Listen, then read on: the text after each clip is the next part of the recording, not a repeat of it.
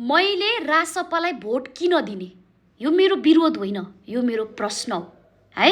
तपाईहरुले गु खानुहुन्न, भात खानुहुन्छ भने राम्रोसँग कमेन्ट गर्दा हुन्छ, होइन भने तपाईहरुले त कमेन्ट फेक आइडी बनाएर गाली गलौज गर्न त तपाईहरुले त अवार्ड जित्नु भएको छ है।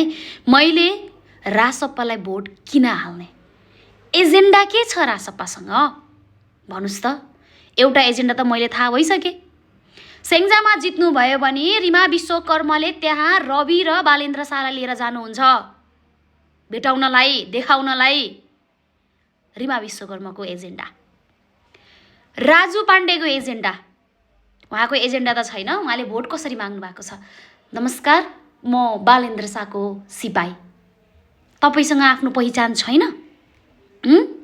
हामीले अब बालेन्द्र शाहलाई हेरेर भोट दिनुपर्ने भयो हैन। तपाईको भिजन के हो राजु पाण्डेजी, तपाईको एजेन्डा के हो, तपाईले गरेको काम के थियो काठमाडौँमा? सिधै म बालेन्द्र शाहको सेना भनेर म बालेन्द्र शाहको राइट ह्यान्ड लेफ्ट ह्यान्ड अथवा कटप्पा भनेर भोट पाउँछ? सिधै घन्टी पार्टीको एजेन्डा कसैलाई सुन्न जरुरी नै छैन, जरुरी नै छैन तिमीहरूलाई।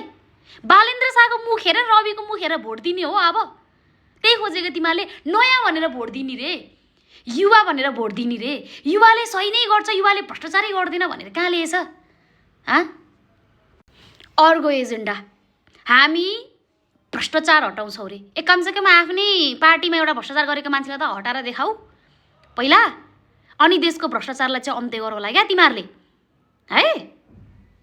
अनि हाम्रो अधिवक्ता सोभिता गौतमजी, तपाईँको भिजन त हामीले देखिसक्यौँ।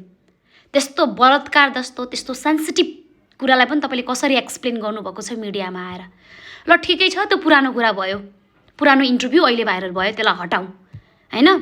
तपाईँ आफै पनि एउटा अधिवक्ता, एउटा कानुनको विद्यार्थी भएर पनि तपाईँ एउटा फौजदारी मुद्दा लागेको व्यक्तिसँग हुनुहुन्छ क्या। तपाईँलाई अलिकति पनि लाग्दैन यो गलत हो भनेर?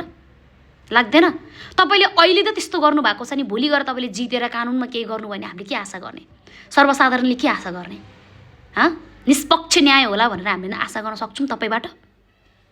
अनि बाँकीका जति पनि रासपाबाट उठ्नु भएको छ तपाईँहरू त जबरजस्ती घन्टीमै भन्दा ठिक्क छ। धम्की, डर हैन, सबैले बालेन्द्र शाहको मुखै हेर्नु छ, सबैले गाउँ गाउँमा लगाएर बालेन्द्र शाह देखाइदिए भइहाल्यो नि, देश आफै विकास भइहाल्छ नि। यो मेरो विरोध होइन, यो मेरो प्रश्न हो। किनकि नयाँ पार्टी हो, नयाँ पार्टीलाई केयरकार गर्नुपर्छ, सोध्नुपर्छ प्रश्न, होइन भने उही पुरानैकै पारा आउँछ है। हामी वाक्क परिसक्यौँ।